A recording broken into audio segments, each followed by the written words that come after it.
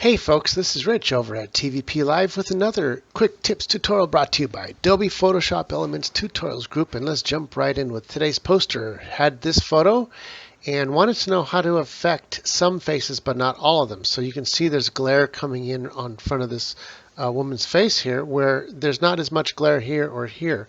So the first thing I want to do is just try to get the contrast and brightness to work well with this photo before we start messing with it.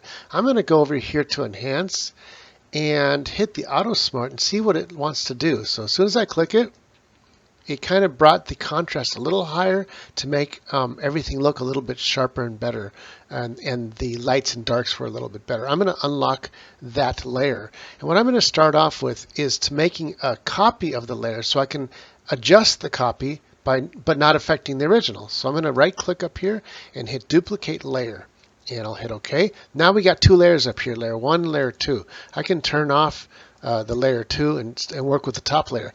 Now I want to adjust just the photo or the face of the person that I want to affect. And it doesn't matter about the rest of the picture. Don't worry about what it looks like. Just worry about one thing at a time. So I'm going to work with this one face. I'm going to go to Enhance, Lighting, Brightness, Contrast. And as you can see right here, I'm going to bring the brightness down a little bit, and I'm going to bring the contrast up a little bit. And you can see her face is starting to come in a little better from before to after, before and after. Granted, when you have light leaking in like that, it's kind of hard to make it look really good because her face is going to turn darker no matter what. You're just going to, it's really hard to get rid of the light leak effect. So I'm just going to bring it right around to about here. There's not much more we can do. There's the before and after, and that's about as good as we could do. But maybe to help it out a little bit, I will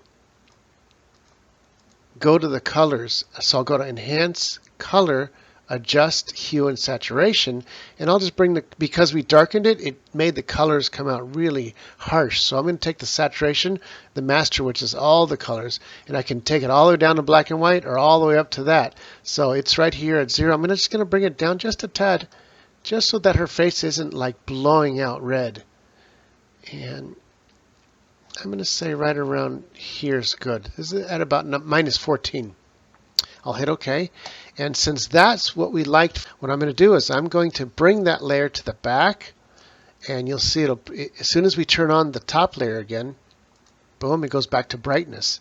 So all we have to do is go to that top layer, grab the eraser, a nice big fat eraser that's at 100 points, so I can just wave over the face here. And as soon as I hit the left mouse button, I just draw out what is too bright, and it'll just darken her face magically without affecting any other part of the picture. And there we go. If I want to do it a little bit more, I can, and I'll show you what I took out was that part right there. I'm going to bring the background back up. And if I really wanted to change it even more, now I can go to that background layer. I can go to Enhance, Lighting, Brightness, and watch what happens. Only the face gets adjusted. See that? That's pretty cool.